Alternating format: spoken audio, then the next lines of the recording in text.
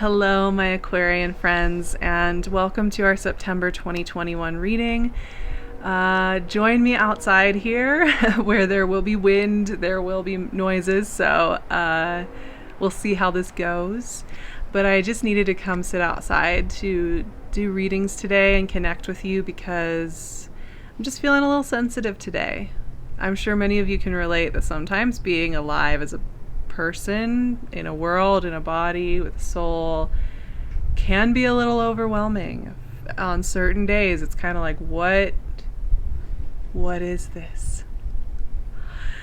So I'm feeling that way. All my antennas are out. I feel like I can feel the entire world. And I'm hoping that in sitting here with you all today and just having a chat with some of my favorite people in the world, some of my favorite energy to work with, that we can all just have a moment of authenticity and reflection and preparation for this September. So let's talk about you, Aquarius. Enough about me. Let's talk about you. That's much more comfortable.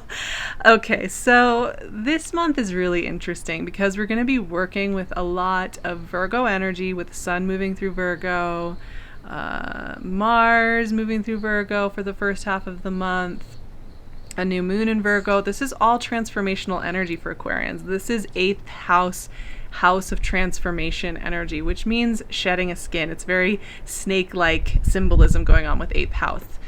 And, Virgo energy is about this kind of spiritual connection to the details and the devotion of our lives. So it's a very powerful 8th house placement for Aquarians.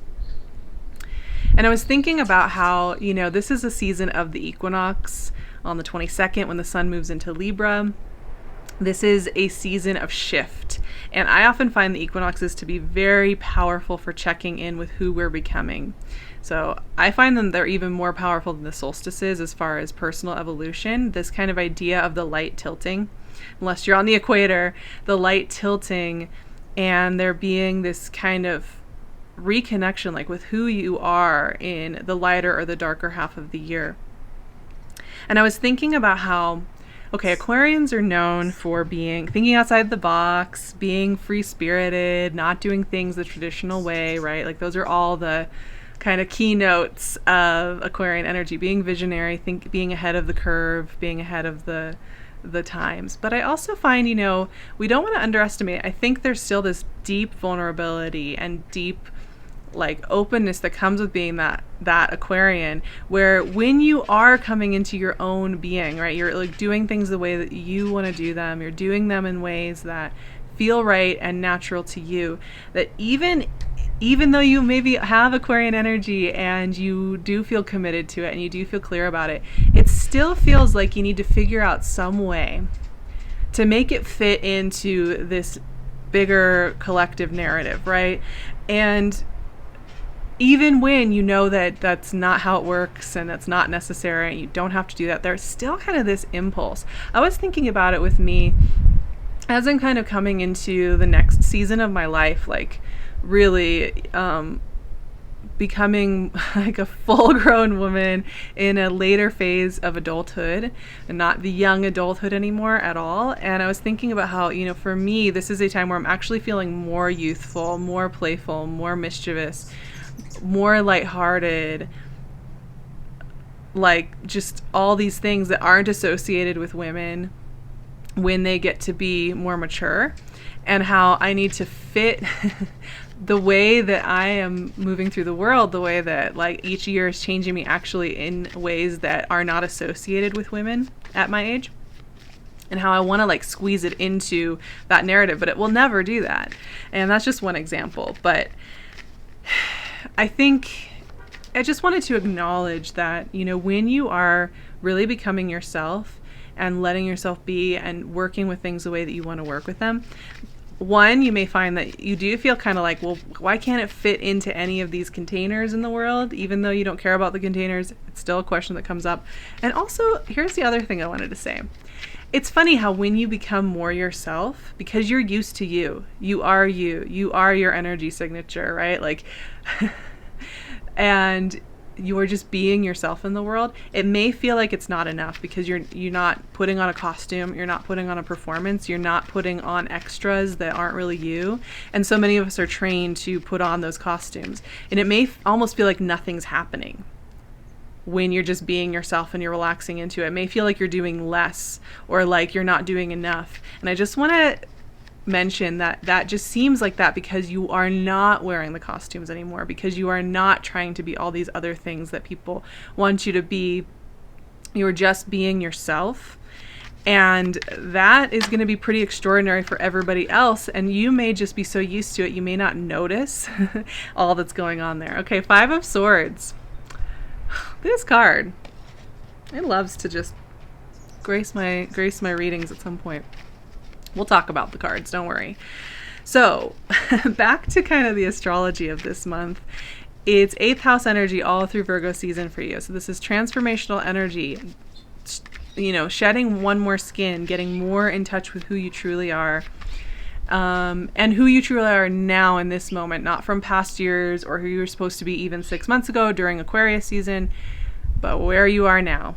And then we move into Libran energy. And as we move into Libran energy, which will pick up more and more as the month continues, and especially once we hit the equinox, we're getting into 9th house. And this is big vision energy that works so well with Aquarius. Ace of Wands. Yes, I love it. This energy is going to have you kind of seeing the bigger picture again. The bigger ventures, the bigger travels, the bigger visions of the whole process. So you kind of go from, when you're working in Virgo energy, it's very underground. It's very much about like getting comfortable with your root system, shedding a skin. When you come out into Libran energy, this is about expansion and seeing the world. Hanged Man. Yes. To me, this screams Aquarian energy in a way. We'll talk about it. I haven't gotten a Hanged Man for a while, so I'm very excited to see his message showing up here today. And 10 of Wands. Oh yes, Aquarians. Yes, that's an appropriate message. Let's talk about this. Let's talk about this whole process. I'm trying to keep these cards from blowing away, so you may notice me kind of putting them down somewhere. There is wind today. So let's start with distrust.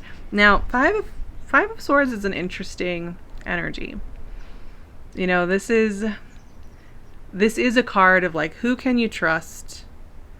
Who's betraying you? Who's on your side? All of that. And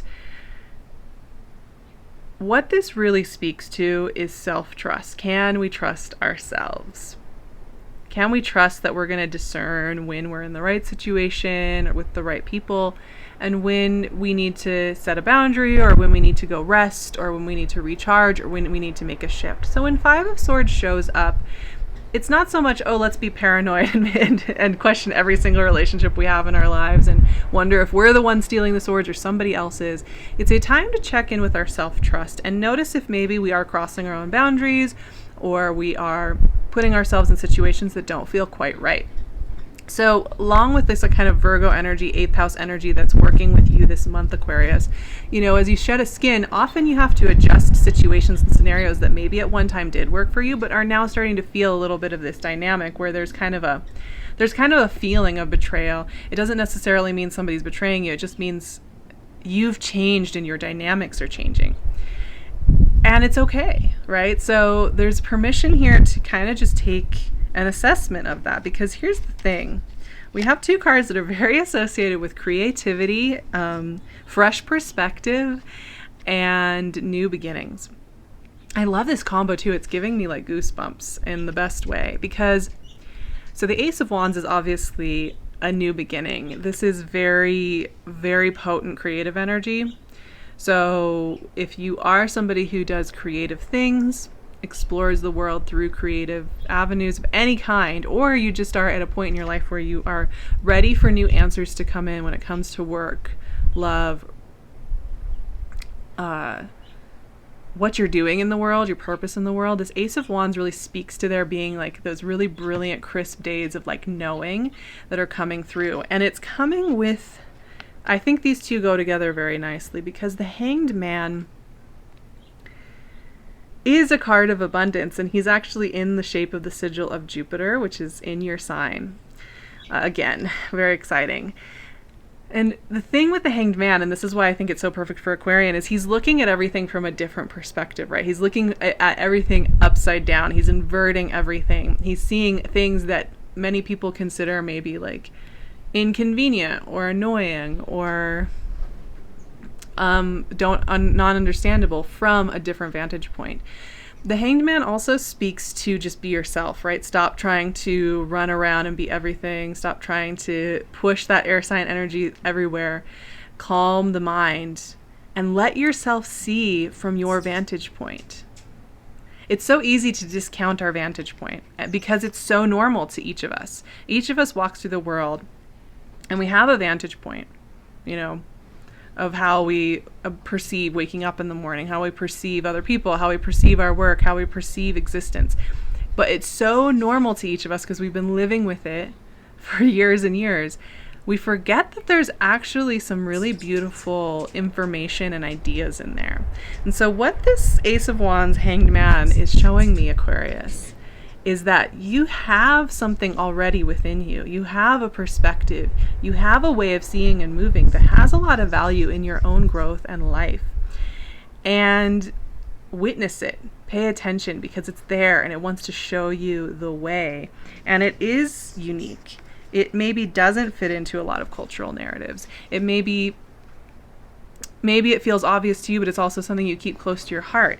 It's a time to kind of explore those things that you take for granted within yourself and really bring those forward, as vulnerable as that may be. Now, we do end with the 10 of Wands. You gotta have one good reminder in here. With me, this is an interesting month because it is a month. In some ways, there's a lot of endings and a lot of beginnings in September. With this equinox energy, we're going to be ending in October. We're going to start noticing that a lot of outer planets are going direct, and that we're kind of entering a new energetic phase as we enter into the last part of 2021. And there's a lot of, and for Aquarians, this is a time to shed the old, and 10 of Wands is speaking to that.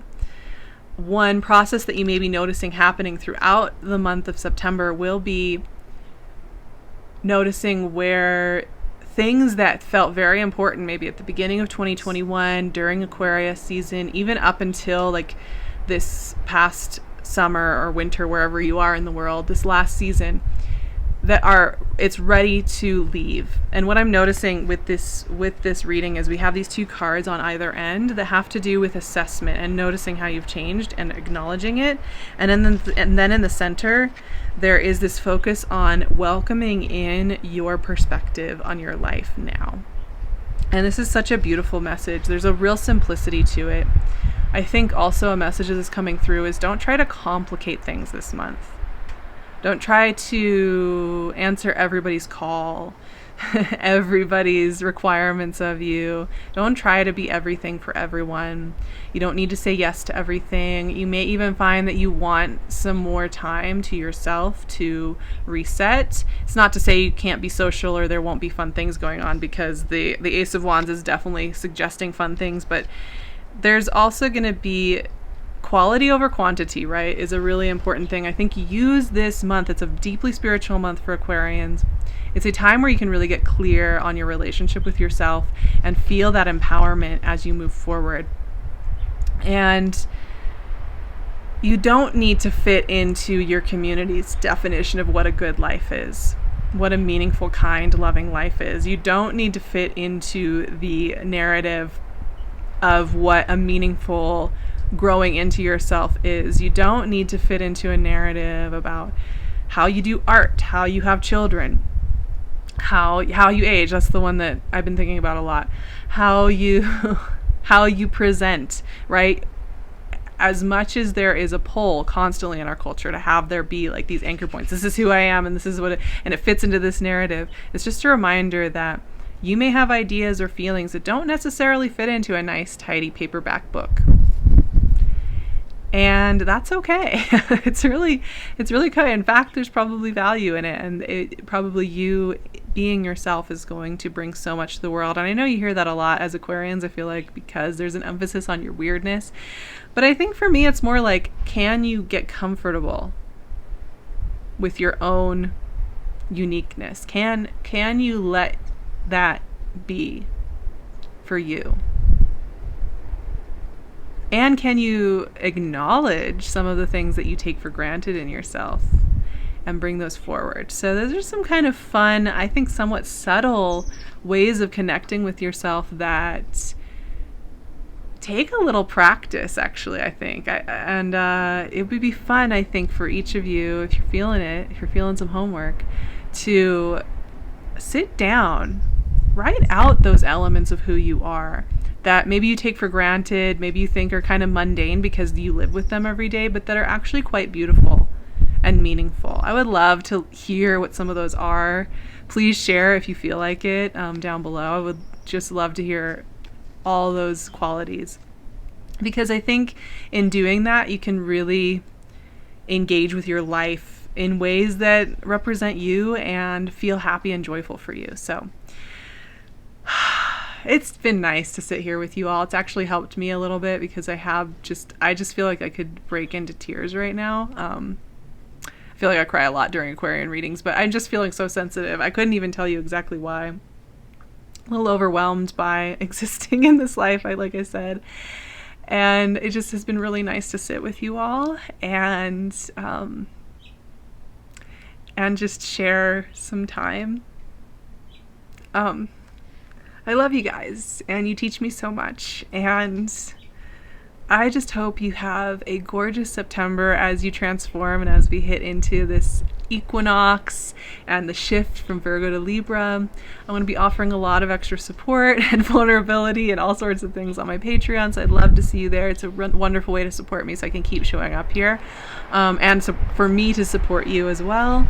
You can also find me on my website and Instagram, and if you are new here or you want to hang out, I would love for you to stick around and like and subscribe. It makes my heart feel so warm knowing you all are out there, and I will leave all my links below, and I will see you all very, very soon for our next reading.